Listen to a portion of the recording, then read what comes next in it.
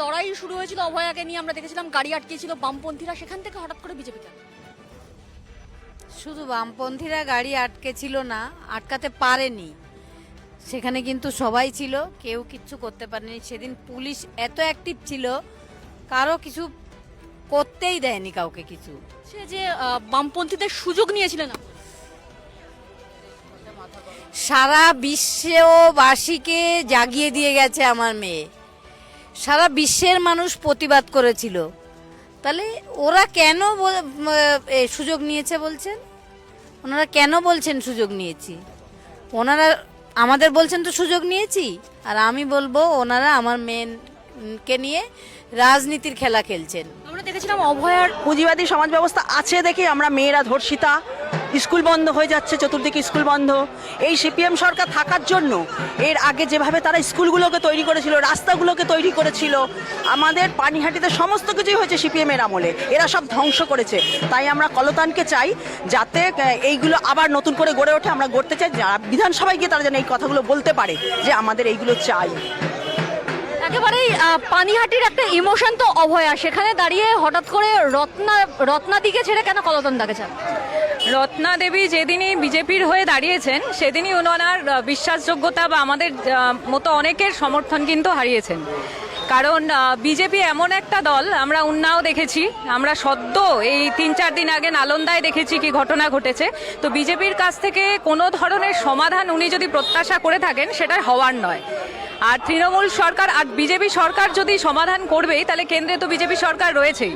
তো কেন্দ্রে বিজেপি সরকার থাকা সত্ত্বেও যদি অভয়ার মা তাদের কাছ থেকে কোনো রকম সমাধান বা বিচার না পেয়ে থাকেন, আমি জানি না যে রাজ্য সরকারের ক্ষমতায় এলে কি ধরনের আলাদা কি সম্ভাবনা আছে।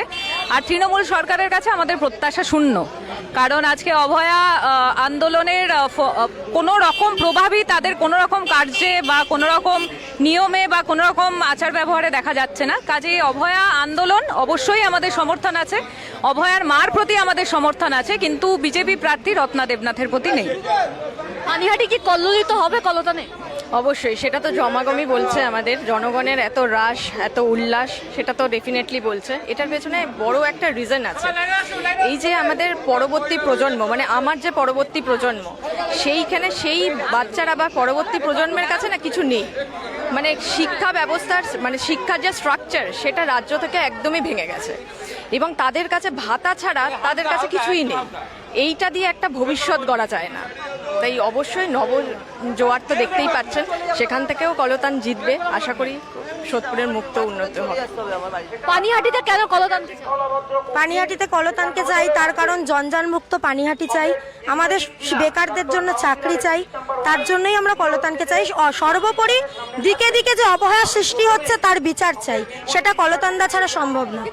এবার তো অভয়ার মা, খোদ অভয়ার মাই প্রার্থী, রত্নাদেবী রত্নাদেবী প্রার্থী, তিনি তার মেয়ের বিচারের জন্য লড়াই করছে। কলতানদা নিজের মেয়ে যেদিন জন্মগ্রহণ করেছিল সেদিন অভয়ার মৃত্যুর জন্য তার মেয়ের মুখটাও দেখতে পারিনি। অবশ্যই সেই লড়াকু যে যারা অভয়ার বিচার চাইতে পারবে তাদেরকেই চাইবে। যে গাড়ি আটকানোর মতো সাহস দেখিয়েছিল, সেই দিন তার বাড়ির লোক সেই সাহসটা দেখাতে পারেনি যেটা কলতান দ্বারা দেখিয়েছিল। তাই অভয়ার শাস্তির জন্য আমরা কলতানদাকে চাই। কি মনে হচ্ছে অভয়ার মা তো এবার ভোটে দাঁড়াবেন, অভয়ার বিচার কি পাবেন? এইভাবে বিচার পাবেন কি জানি না, কিন্তু ওনারা সব রকম চেষ্টা করেছেন। এতদিন আমরা দেখতে পেয়েছি 1.5 বছর মতো হতে যায়। তো ওনারা যদি মনে করেন যে আমরা ভোটে দাঁড়িয়ে এইভাবে বিচার পাবো, তো অলওয়েজ মানে ওনারা যে দলের হয়েই দাঁড়ান সেটাতেই আমি মানে সেটাকেই সমর্থন করতাম সাধারণ মানুষ হিসেবে। এরকম কোনো ব্যাপার নেই যে এই দল বা ওই দল।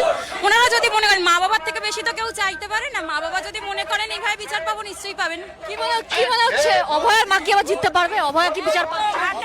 এখানে শুধু ভোট নয়, জেতাটা হারাতে মানুষের মনে যে ক্ষোভ রয়েছে তারই প্রকাশ, এবং মানুষ যে নারী নিরাপত্তায় ভুগছে তাই এখানে প্রমাণ দেবে। এখানে